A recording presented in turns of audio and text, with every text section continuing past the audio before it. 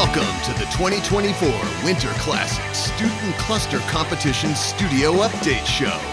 Now, here are your hosts, Dan Olds and Addison Snell.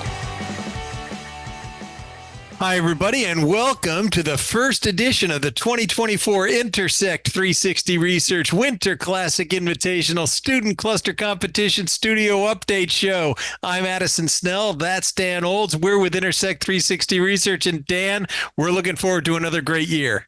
Put the blazers back on again, learned how to tie a tie, about 15 minutes, and we're ready to go. This is the fourth year of the Winter Classic Invitational, the third year that we've done it as Intersect 360 Research. You started it the year before that. Why don't you tell us a little bit about the competition, Dan? Remind everybody what's at stake and what we're doing here. It's designed from the ground up to be a virtual competition, and we exclusively feature historically Black colleges and universities and Hispanic serving institutions. What we're doing is giving the students to learn HPC at no cost and no need for the institution to provide facilities. We have mentors that we're going to talk about in just a minute that fill in that role. And for a lot of these schools, and for too many of every university, HPC isn't a big part of the curriculum. And this is going to help fill that gap. And our goal here is at the end of the competition, students are going to be able to say they know how to run, characterize, and optimize real HPC and AI applications on a real supercomputing cluster. Well, I'll tell you what I love about this, Dan, and this is my third year going into this Winter Classic Invitational, is as analysts, what we see is the biggest issue facing the long-term health of our industry is talent development. And we need to be bringing more young bodies into this industry. Now we're saying HPC and all this, there's a lot of AI challenges, everything that's scalable computing. And you've had demonstrated success with this. You've talked to the students, done all these interviews where they come in, the majority didn't know that HPC was a thing when they started. Coming out, the majority want to have careers that are HPC adjacent. And you've been seeing students get these jobs in our field. We have alumni that are in national labs and industry with internships and scoring some great full-time jobs. And that's the whole goal behind this. One of the things that makes this work is that as a virtual cluster competition that's different from the ones that you have on site at a conference, those students have to bring their own gear. You're going to need vendor sponsors. You got to bring a little cluster. There's the shipping involved. Can you get it? And then necessarily not everyone has access to all the same things.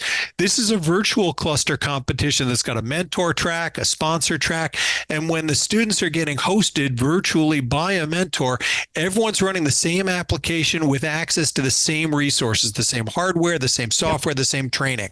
It's a level playing field, and that's something that none of the other competitions are.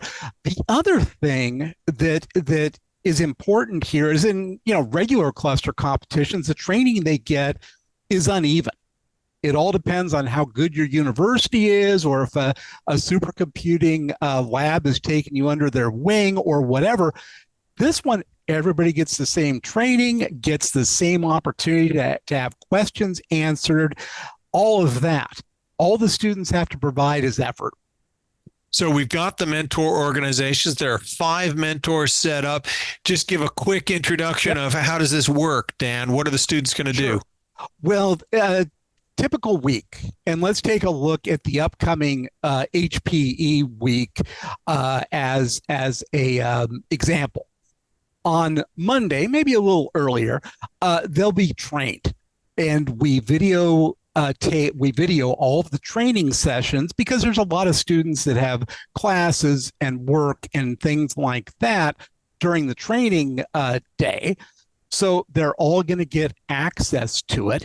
They'll have a live question and answer period, and then they'll have access to their clusters. That's on Monday. That all happens then. So then the students work away. In this case, in LINPACK and HPCG, they ask questions, they get answers, And at the end of that week, on Friday in this case, they got to turn in their best results. And then our pals at HPE are going to evaluate those results, validate them, make sure they're within the rules, and report them to me, and then we'll report them to you. And then we take the scores and we grade them on a curve. Whoever got the best score, that's 100%. Anyone who didn't complete, well, that's a 0, but everything else is on the curve from 0 to 100. And there's multiple challenges throughout the year. It adds up to a total score. And then one of them is dual scored, right? Because you have both LINPACK and HPCG. We'll get to that in a second. So total 600 points is what we're looking at, plus an interview. 700 total. 700 total, because we do an interview with the teams at the end, which is worth another 100 points. And starting in mid-January, the students will go 1 week on, 1 week off through the various mentors, and until they complete all 5 challenges, the first of which is worth 200 points. Why don't you walk us through the mentors and who's in? Well, we already talked about HPE. That's the first one. HPE leads off and has been hugely supportive of the student cluster competition. They've been mentoring before and sponsoring all along. Yeah, they're in that crucial kickoff module, and they've been doing that for the last 3 years with just fantastic results. Gets the students off to a good start, sometimes rocky, but it's always a wake-up call. LINPACK and HPCG are a nice introduction, right? We're doing scalable computing. We're doing these matrix multiplies. Here's a good basis in high performance computing. All right, so that's number 1. Then where do they go? Week off, unwind, hit the beach, some cases. Then it's NASA. They did specifically NASA Ames Research Labs. Ames. Yep. Yes. Right. They did work Research Center, I should say. Yes. They're not saying what they're doing this year. So they kind of try to keep these things under their, close to sneak attack. Chest. Well, yeah, but they don't want someone a team to be able to get a jump on other teams. Again, level playing field. So then after NASA, week off, then our pals at Oak Ridge National Lab, who always come up with some sort of an interesting challenge. Yeah, they've done a lot with AI and machine learning in the past, and the students get access to nodes that are supercomputer nodes from the largest supercomputers in the world. Yeah, they are essentially Frontier clones. They're like the mini-me of Frontier. So that's going to give them some great experience. Then we have AWS, another 3-time mentor. They did GROMACS last year, and the year before, the most dramatic module we've ever had with OpenFOAM, where they left a back door open. Go check out that show. And one of the teams found it. One found it. Yep, and they were ahead by more than an order of magnitude over the rest of the competitors. It vaulted them into second place. They got into first on the interview and took home the trophy. And then the students will wrap up this year with a new mentor to the Winter Classic. Google. You may have heard of them. They're popular. Don't know the application. Again, still in the planning phases, but I expect something pretty challenging. We're going to give updates after each of these challenges, show the leaderboards. We'll also talk to the teams. We'll talk to the mentors, and we'll talk to the sponsors. Let's not forget that we need sponsorship to make all of this work as we go. HPE, once again, thank you very much to HPE stepping up as not only a mentor, but the platinum sponsor of this event. AMD is returning as one of our silver level sponsors. Google also in now new as a silver level sponsor, and then 4 additional sponsors: AWS, Cornelis Networks, DDN, and Vast Data. Thank you all for your contributions coming in and helping us pull off this Winter Classic. Please check out our sponsors as well. So, Dan, the most important thing, we talked about the mentors, we talked about the sponsors, we got to talk about the teams, the students. Who's in this year? 11 teams, 8 schools. 3 schools have gone cluster competition crazy, a couple of them for the second time, and have two teams. Two teams from the school. A battle for bragging rights on campus. And we found that matters. You get two teams from the same school. They want to beat the other team. And I love to stir the pot on that. I can't get enough of that in the team interviews. Yeah. Of a little bit of taunting, a little bit of gamesmanship. I encourage Absolutely. that. Absolutely. All right, let's meet the teams, Dan. Who's in? We have first up, alphabetically at least, Cal State University Channel Islands, two teams again, did not do a great job on the nicknaming. We're at Team A and Team B. I think those are boss names. It's like Washington before they became the Commanders, becoming Washington Football Team in the NFL for a year. They should have kept that. CSUCI with Team A and Team B. A couple of returning vets from last year's team on Team A, and previous winners, by the way. Their team, High Performance Dolphins, won the championship last year. These are our returning champs. Yes, it is. And that was a narrow win.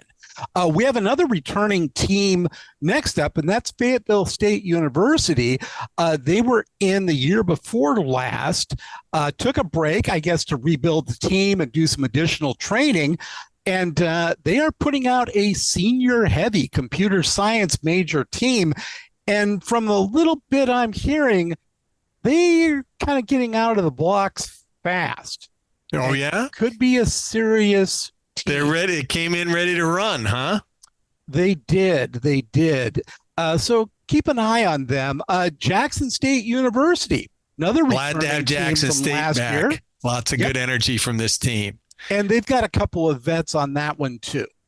I like that because you get the students from last year able to mentor the new students coming in. It's all part of what makes the student cluster competition, the Winter Classic work, that you can have this kind of generational influence coming in. Morehouse College is back. Yes, it is. And talking about mentors, they've been in every Winter Classic we've had. Every one of them. And I love me some Dr. Alfred Watkins, who's their head of computer science, and is in the process of building out an HPC lab.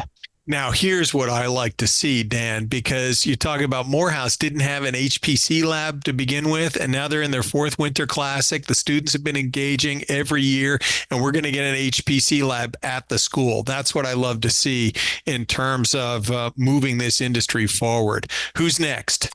Prairie View A&M, another four-time competitor. In fact, they were the very first team to sign up for the very first Winter Classic way back when, and hard workers. And it paid off. They took home the championship trophy in 2022. Yeah, previous champs, Prairie View A&M. Interesting team. It's all electrical engineering, and they have almost, like one of every level. They've got one PhD, one master's student, a senior, and a junior. I love it. Yeah. So, all right, let's see how they do. All right, two teams from Texas Tech again. Yes, same team names we've had before, Team Matador, Team Red Raiders. And you talk about campus bragging rights. I think this is where we've seen this the most, is at Texas Tech. Yes, it is.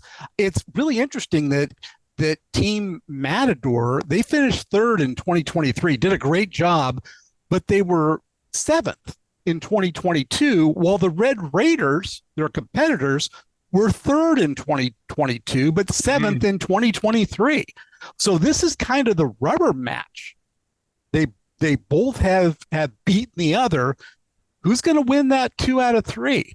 There's a lot riding on that. So we're going to, these teams are serious, so we're going to see how they do. Next up is the team closest to me geographically here in Silicon Valley is UC Santa Cruz, Fiat Slug. These are the not so slow slugs of UC Santa Cruz, of the school banana slug mascot. I love the not so slow slugs.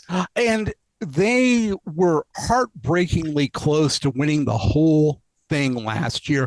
4.29 points behind the winner out of, a maximum of 700. That's incredibly close.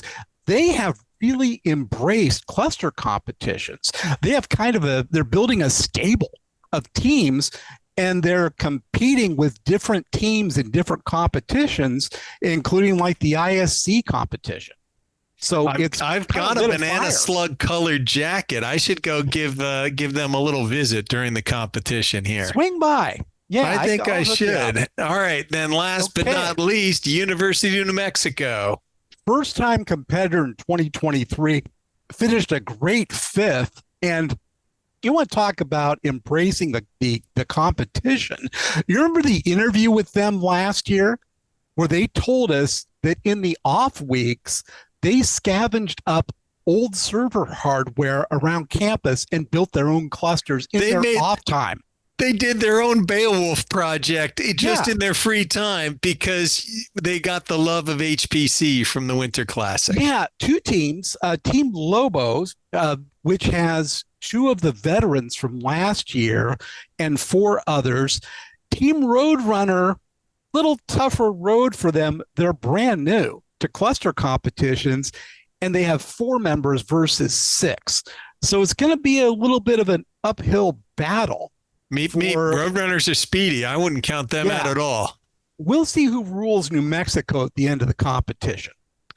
All right. Well, so we're ready to kick off. We are. The teams are getting ready to go with HPE and LINPACK and HPCG. We're going to come back with a leaderboard show.